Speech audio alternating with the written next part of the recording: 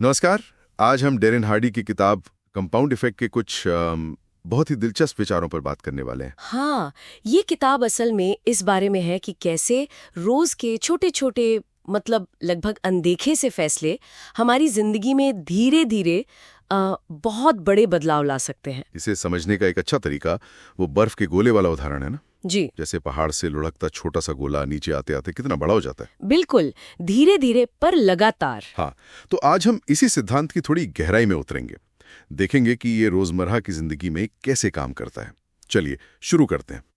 तो सबसे पहले ये कंपाउंड इफेक्ट, ये चक्रवृद्धि प्रभाव आखिर है क्या चीज? देखिए, किताब इस बात पर बहुत जोर देती है कि छोटे छोटे अच्छे या बुरे जो भी फैसले हम लगातार लेते हैं वो समय के साथ हमारी जिंदगी के दिशा बदल देते हैं। जैसे वो रोज सिर्फ 1% बेहतर होने वाला आइडिया, सुनने में तो बहुत मामूली लगता है। हाँ बिल्कुल मामूली, पर सोचिए अगर रोज सिर्फ 1% सुधार हो तो साल भर में वो कोई साधारण जोड़ नहीं होता, वो एक तरह की घातीय वृद्धि, एक्सपोनेंशियल ग्रोथ बन जाती है। अच्छा, किताब में वो 3 दोस्तों का उदाहरण भी तो था, वो काफी सही लगता है। हाँ, वो बहुत अच्छा उदाहरण है। तीनों की जिंदगी शुरू में एक जैसी थी, मतलब आमदनी, सेहत सब लगभग बराबर। फिर एक ने क्या किया? एक छोटी सी अच्छी आदत शुरू की, शायद सोडा पीना छोड़ दिया, है ना? हाँ, कुछ ऐसा ही। और दूसरे ने एक छोटी सी बुरी आदत अपना ली, जैसे रोज रात को एक बियर। तीसरे ने कुछ खास नहीं बदला। और मजे की बात ये थी कि पहले 1-1.5 साल तो कोई फर्क ही नहीं दिखा। बिल्कुल नहीं। यही तो कंपाउंड इफेक्ट का क्या कहते हैं धोखा है। शुरू में असर नहीं दिखता, पर 2.5-3 साल बाद नतीजे हैरान करने वाले थे। हाँ, उनकी सेहत, वजन, यहाँ तक कि शायद उनकी खुशी के लेवल में भी जमीन आसमान का अंतर आ गया था। और उन नतीजों की जड़ में क्या था? वो छोटे छोटे चुनाव। ये किताब का अगला बहुत अहम पहलू है। चुनाव मतलब हम रोज क्या चुनते हैं। हाँ, हार्डी कहते हैं कि हमारी जिंदगी हमारे रोजमर्रा के चुनावों का ही तो नतीजा है। हम क्या खाते हैं, सुबह उठकर पहला काम क्या करते हैं, किसके साथ वक्त बिताते हैं। किताब में शायद एक लाइन थी कि हर छोटा फैसला भविष्य का बीज बोता है। बिल्कुल सही। और यही चुनाव तो हमारी आदतों की नींव रखते हैं ना। हाँ लेकिन ये रोज की भागदौड़ में इन छोटे चुनावों पर ध्यान देना, ये तो मुश्किल काम है। अक्सर पता भी नहीं चलता। हाँ, मुश्किल तो है, और इसीलिए किताब एक तरीका सुझाती है कि अपनी रोज के फैसलों का एक तरह से ऑडिट करें, मतलब जांच पड़ताल करें। अच्छा, हाँ, कैसे? बस ये देखें कि कौन से छोटे छोटे कदम हमें हमारे लक्ष्यों की तरफ ले जा रहे हैं और कौन से अनजाने में ही सही हमें पीछे धकेल रहे हैं।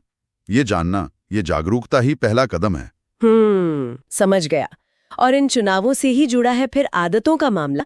किताब कहती है आदतें हमारी जिंदगी का ऑपरेटिंग सिस्टम है। बिल्कुल, ऑपरेटिंग सिस्टम। अच्छी आदतें हैं तो सिस्टम बढ़िया चलेगा, मतलब अच्छे नतीजे। बुरी आदतें हैं तो गिरावट। यहाँ एक बहुत गहरी बात भी कही गई थी कि अगर आप अपनी आदतें नहीं बनाएंगे तो आदतें आपको बना देंगी या बिगाड़ देंगी। हाँ, मतलब हमें होशपूर्वक सोच समझकर अच्छी आदतें डालनी होंगी। सिर्फ एक रूटीन बना लेना काफी नहीं है। नहीं, रूटीन बनाना तो पहला कदम है, पर उसे समय समय पर देखना, जरूरत पड़ने पर उसमें सुधार करना, ये भी उतना ही जरूरी है। ये एक लगातार चलने वाली प्रक्रिया है, इसे ऑटो पायलट पर नहीं छोड़ सकते। सही कहा। अच्छा, फिर बात आती है गति की, मोमेंटम की। हाँ, मोमेंटम। जब आप लगातार सही दिशा में छोटे कदम उठाते रहते हैं तो धीरे धीरे एक रफ्तार बनती है। किताब में वो पेंडुलम का उदाहरण था ना। हाँ, कि शुरुआत में उसे हिलाने में थोड़ी ताकत लगती है, वो धीरे हिलता है, पर एक बार जब वो गति पकड़ लेता है तो फिर काफी तेजी से और देर तक हिलता रहता है, कम ताकत में भी। तो मतलब ये हुआ कि शुरुआत करना ही अक्सर सबसे मुश्किल होता है ना, वो पहली जड़ता तोड़ना। बिल्कुल, किताब इसी पर जोर देती है, जड़ता को तोड़ें। पर एक बार जब मोमेंटम बन जाता है तो उसे बनाए रखना तुलनात्मक रूप से आसान हो जाता है। हाँ, फिर तो गाड़ी खुद दौड़ने लगती है, बस स्टीयरिंग संभालना होता है। सही। अच्छा, आगे बढ़ते हैं उन बाहरी प्रभावों पर जो हमारी सोच और कामों पर असर डालते हैं।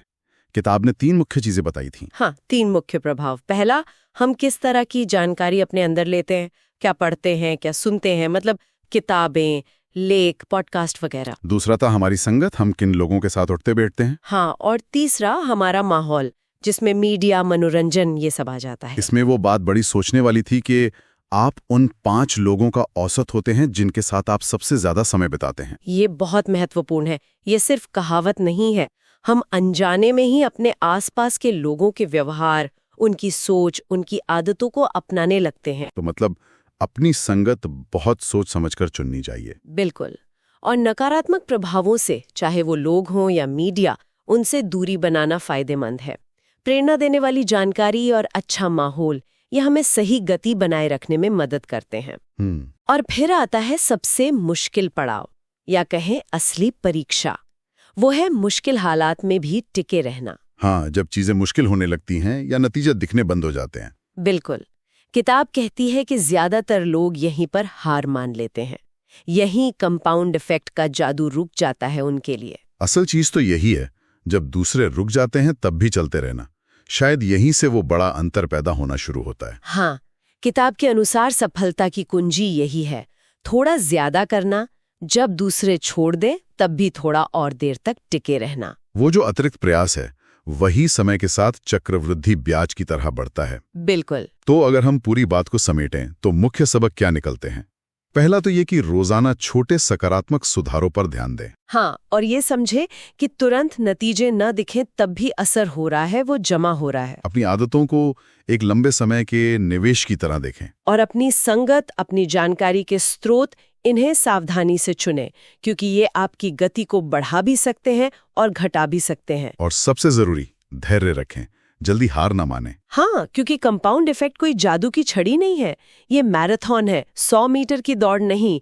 इसे अपना काम करने के लिए समय चाहिए। तो कुल मिलाकर कंपाउंड इफेक्ट हमें यही सिखाता है कि असाधारण नतीजे अक्सर बहुत ही साधारण लगातार किए गए कामों का ही परिणाम होते हैं। हाँ, सफलता कोई एक बड़ा धमाका नहीं, बल्कि सही दिशा में उठाए गए हजारों छोटे छोटे कदमों का जोड़ है। बिल्कुल। इस पूरी चर्चा के बाद एक सवाल शायद सोचने लायक है कि अगर किसी को अपनी जिंदगी में वाकई एक बड़ा सकारात्मक बदलाव लाना हो, तो वो कौन सी एक छोटी सी रोज की आदत हो सकती है जिसे लगातार करने से सबसे ज्यादा चक्रवृद्धि असर पैदा होगा?